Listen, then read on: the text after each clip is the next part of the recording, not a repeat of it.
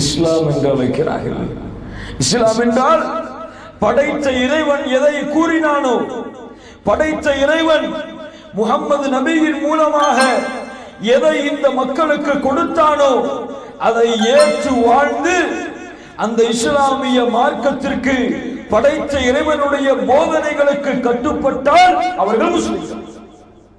யார் அவர்கள்? முஸ்லிம்கள். அப்துல்லான்னு பெயர் வச்சா முஸ்லிம் இல்ல, அப்துல் ரஹ்மான் பெயர் வச்சா முஸ்லிம் இல்ல. யார் முஸ்லிம்?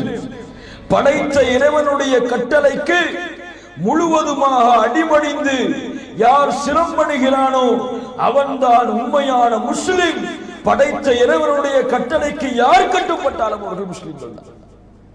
அந்த ஒரு வழியை கொடுத்து இஸ்லாம் என்ற ஒரு நேரான வழியை இறைவன் ரப்புல் ஆலமீன் இறைவன் நமக்கு கொடுத்திருக்கிறான். கண்ணியத்துக்குரியவர்களே, இதிலே சமாதானம் இருக்கிறது, இதிலே அமைதி இருக்கிறது, இதிலே மனதிற்கு நிம்மதி இருக்கிறது. இதிலே ஜாதி வேறுபாடுகள் கிடையாது, இதிலே ஜாதி வேறுபாடுகள் கிடையாது, இதிலே தாழ்த்தப்பட்டவர் உயர்த்தப்பட்டவர் என்ற வேறுபாடுகள் கிடையாது, இதிலே நேர்மை தவறிய வழிகள் கிடையாது, இதிலே பிறரை மோசடி செய்யக்கூடிய வழிகள் கிடையாது.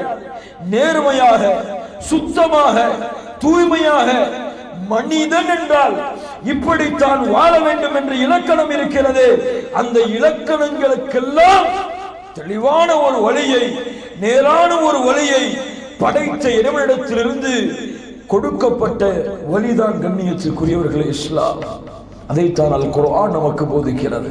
அதைத்தான் படைத்த இறைவனால் 1400 ஆண்டுகளுக்கு முன்னால் முஹம்மது நபிக்கு கொடுக்கப்பட்ட அல் குர்ஆன் அதைத்தான் நமக்கு போதிக்கிறது, அதைத்தான் நமக்கு சொல்லுகிறது. எது குர்ஆன்? குர்ஆனிலே என்ன இருக்கிறது தெரியுமா கண்ணியத்துக்குரியவர்களே? முஸ்லிம்கள் ஓதுகிறார்களே, பள்ளியிலே தொழுகை நடத்தும் போது ஓதுகிறார்களே, அதில் என்ன இருக்கிறது என்று எண்ணிக்கொண்டீர்கள் நீங்கள்? எப்படி நீ வாழ வேண்டும் என்று இருக்கிறது, நீ எதை செய்ய வேண்டும் என்று இருக்கிறது, எதை இந்த பூமியிலே செய்யக்கூடாது. நீ கொலை செய்யாதே, நீ திருடாதே, நீ பிறருடைய சொத்துக்களை சூறையாடாதே, பிறரை பற்றி புறம் பேசாதே, பிறரை பற்றி கோள் சொல்லாதே, பிறருடைய சொத்துக்களுக்கு ஆசைப்படாதே. ஏன்? உன்னுடைய வீட்டின் கதவை நீ தட்டுவதாக இருந்தால், எப்படி உன் வீட்டிற்குள் நீ நுழைவதாக இருந்தாலும் அந்த வீட்டின் கதவை நீ எப்படி தட்ட வேண்டும் சுப்ஹானல்லாஹ் என்று கற்றுக் கொடுக்கக்கூடிய வழிதான் அல் குர்ஆன். சுப்ஹானல்லாஹ்.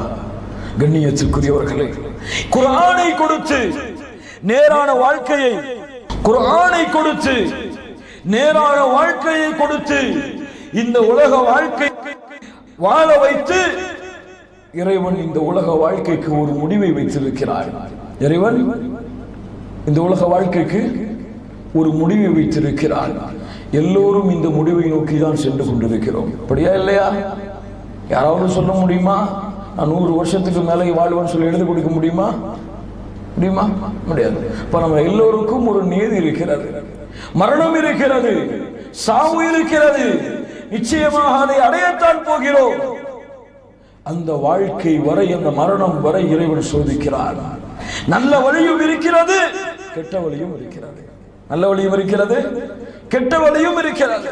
நல்ல வழியில் சிறந்த வழி, இறைவனால் ஏற்றுக்கொள்ளப்பட்ட வழி, அல்லாஹ்வுடைய தீனாகிய இஸ்லாம் இருக்கிறது.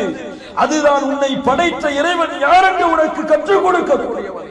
இதுதான் உன்னை படைத்த இறைவன் யார், அவனுக்கு என்ன தேவை, அவன் யாராக இருக்கிறார், அவனுடைய தன்மைகள் என்ன, அவனுடைய பண்புகள் என்ன, அவனுடைய ஆற்றல் என்ன என்று கற்றுக் கொடுத்து இந்த உலக வாழ்க்கையை நீ எப்படி வாழ வேண்டும் என்று முழுமையான போதனைகளை கொடுக்கக்கூடிய வழி இருக்கிறது.